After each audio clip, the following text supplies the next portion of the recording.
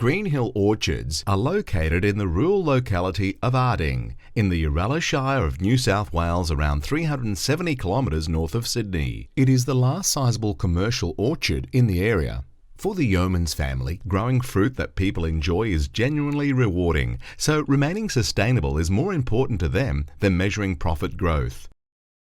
This is Greenhill Orchards. It's been a family property in the Yeomans family since 1865.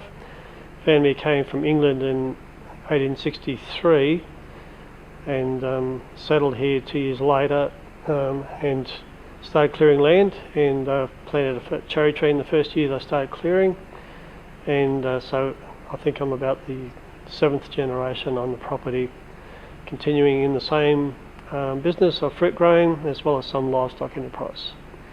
Recent tough times delivered one blow after another, but they were resilient and the business survived the dark times.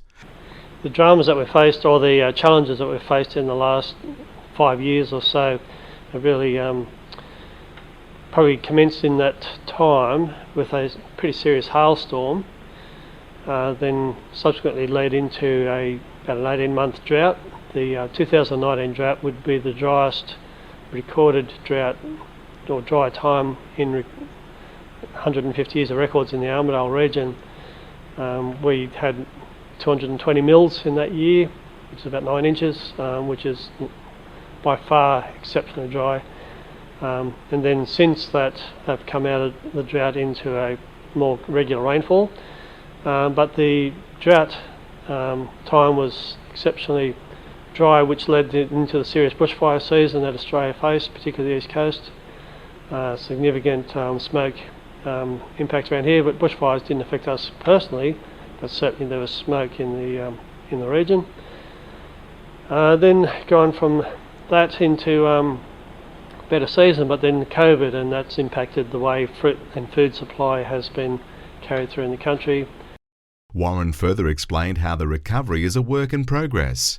Drought recovery is an ongoing process. We don't just flip the page, so to speak, in a moment. It takes a number of years really to recover from that, and then since the regular rainfall the last couple of years, we've also experienced more serious storm damage.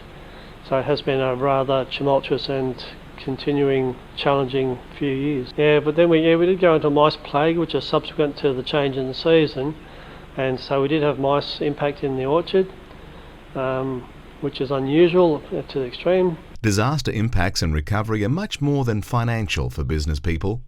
On different levels, the drought was probably emotionally challenging. Our objective is to grow good fruit, and it's risk management. Anything you do in life is about risk management, and if you can manage the risk, then you've got an opportunity to survive in the industry. But you've got the challenge of what's in front of you, but you've also got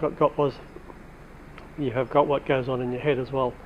So the drought was probably very challenging on that level, whereas other things you sort of, I suppose with years of experience, you're always sort of moving and flexing and adjusting sort of mental calisthenics in a way to try and adjust to the circumstances that you're in.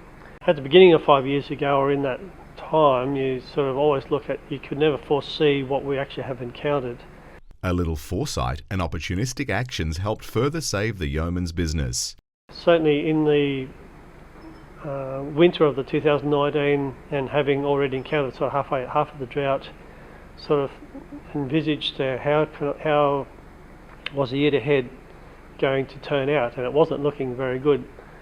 So in a time when I don't normally irrigate, I actually did irrigate all of the orchards to try and create a base of moisture under the trees when the trees weren't growing, and that to me, I believe, gave them some survivability through the next season, because we really didn't have any water, certainly as rainfall water, to grow a crop on. And I would say that I probably managed to grow about 20% of what I normally grow in that year, and I'd say it was an achievement to be able to do that much on so little water. So a little bit of foresight and opportunistic action, I think that saved the day, in that, certainly as far as the drought goes. Mr. Yeomans explained how they address the sudden market changes with new innovative ideas.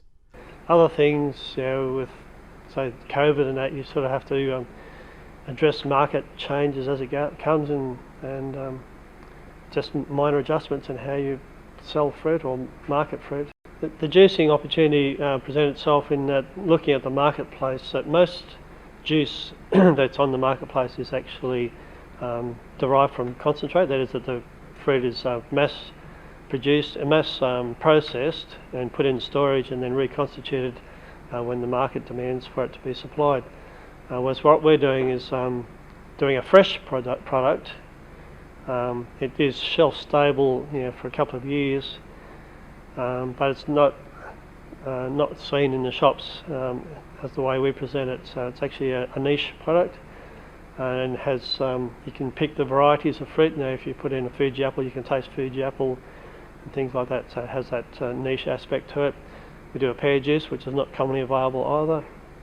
And so these present itself as an opportunity to present a product that was different and unique and represents the fruit that we grow.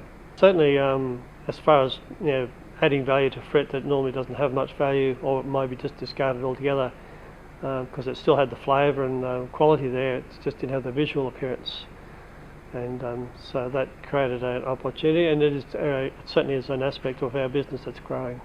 Adds value to the fringe part of the business where normally it would be wasted. That just builds into the actual overall part of what we do. So something that would normally be discarded is actually has a value added to it, which is that adds to the overall business. It's not the major part of what we do, but those little bits around the edge certainly help to keep things going. Warren Yeoman's advice to other regional business people is humble and inspiring. Be willing to keep things simple. If you have aspirations for being rich and wealthy, as far as material things go, then those things are hard to achieve. But if you're willing to enjoy the moment that you're in, not always looking for the big financial reward, but just looking to achieve a result for your effort. Like for me, it's producing a product that people enjoy to eat and consume one way or another. That's reward in itself, but to take pride in your work. This is a Bushfire Community Recovery and Resilience Fund project, funded through the Joint Commonwealth State Disaster Recovery Funding Arrangements.